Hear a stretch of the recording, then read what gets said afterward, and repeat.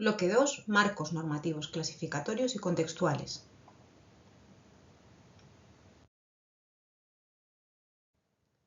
En el presente vídeo vamos a ver cómo hemos pasado de un enfoque clásico, biomédico y lineal de la discapacidad representado en la CIDDM de 1980 a un enfoque interaccional y basado en derechos que se recoge en la CIF de 2001. Para ello empezaré presentando la CIDDM y sus categorías básicas. Después analizaremos sus críticas y limitaciones y finalmente veremos cómo se da el tránsito hacia la CIF y qué implica en términos de evaluación, intervención y políticas públicas. La CIDDM fue publicada por la Organización Mundial de la Salud en 1980 como complemento a la CIE.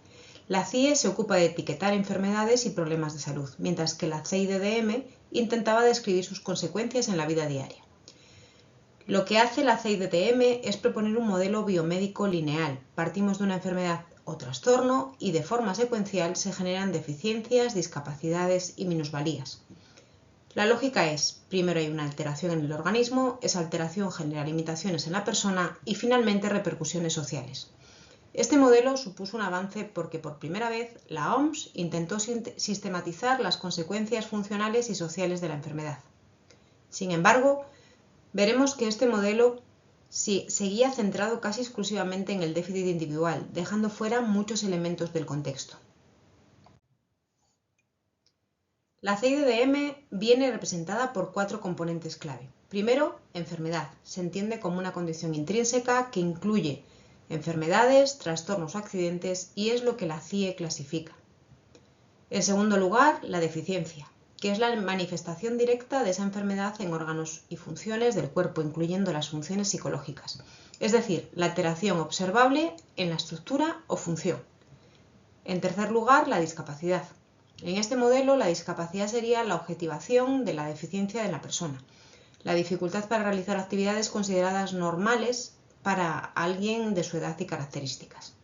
Y por último, minusvalía, que en este modelo es la traducción social de esta problemática. Cómo estas limitaciones afectan al desempeño de los roles sociales esperables. Aquí entran, por ejemplo, las dificultades para acceder y mantener un empleo, estudiar o participar en la comunidad. Debemos fijarnos en la lógica, todo parte de la enfermedad y va derivando hacia lo social, como una cadena de consecuencias. A pesar de su utilidad inicial, la CIDDM recibió críticas importantes. En primer lugar, se le reprocha una visión unidireccional y centrada en el déficit. La persona aparece sobre todo como portadora de un problema que va generando consecuencias. El foco está puesto en causas patológicas, pero prácticamente no se consideran los contextos sociales, culturales o políticos que pueden agravar o mitigar esas limitaciones. Por eso, se dice que enfatiza lo negativo. Además, tiene poca capacidad para reflejar la complejidad y la variabilidad del funcionamiento humano. No nos sirve para planificar intervenciones sociales y educativas, ya que no integra adecuadamente factores como apoyos, barreras o recursos del entorno. Finalmente, cabe apuntar que este modelo quedó desfasado respecto a los movimientos de vida independiente y de derechos humanos que ya estaban cuestionando la idea de que la discapacidad sea solo un problema de la persona.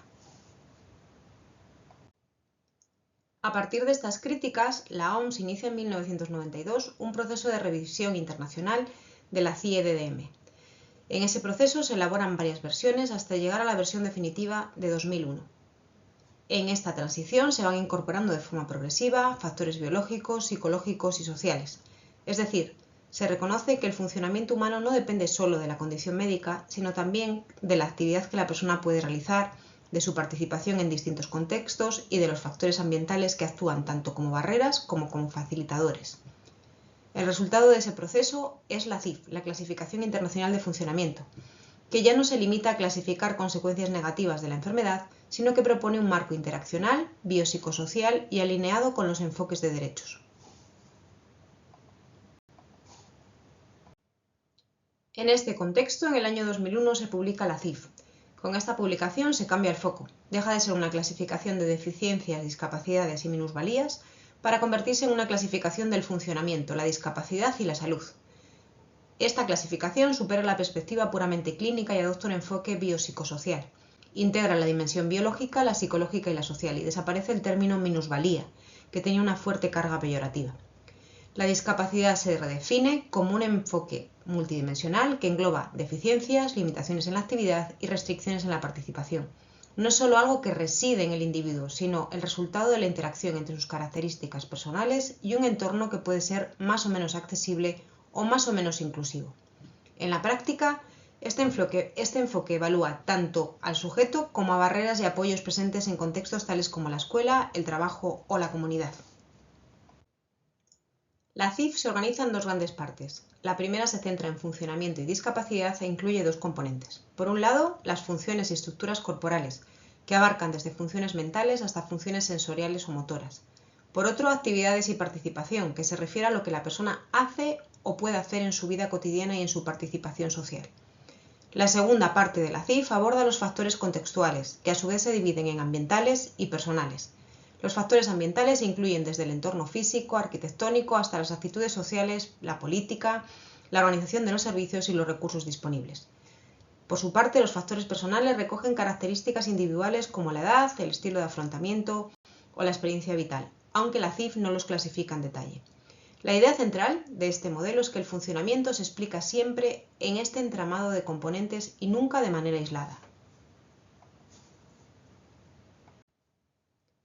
Estamos, por tanto, ante un modelo cuya clave es la interacción, en este caso la interacción entre funcionamiento, discapacidad y factores ambientales.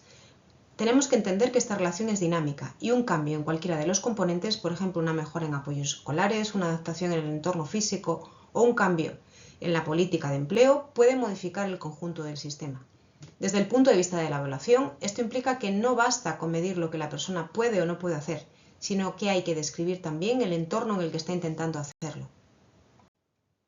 Por tanto, a modo de resumen, cabe recordar que la CIF propone un sistema que es aplicable a todas las personas, no solo a quienes tienen una condición de discapacidad formalmente reconocida, dimensional, porque describe grados de funcionamiento y de dificultad en lugar de clasificar quién tiene o no tiene una discapacidad, y holístico, ya que permite realizar una evaluación más integral ajustada a la realidad de la persona, recogiendo tanto sus capacidades como las barreras y los apoyos presentes en el entorno. Por todo ello, en el campo de las ciencias sociales, la CIF sirve como marco para diseñar intervenciones, justificar apoyos, dialogar con otros sistemas de clasificación como pueden ser la CIE o las normativas estatales sobre dependencia y discapacidad. En definitiva, hemos pasado de un modelo centrado en déficits individuales a un modelo que obliga a mirar también a los contextos y a las obligaciones de los sistemas para garantizar participaciones y derechos. Para cualquier duda o aclaración podéis contactar en el correo electrónico que se muestra en pantalla. Muchas gracias por vuestra atención.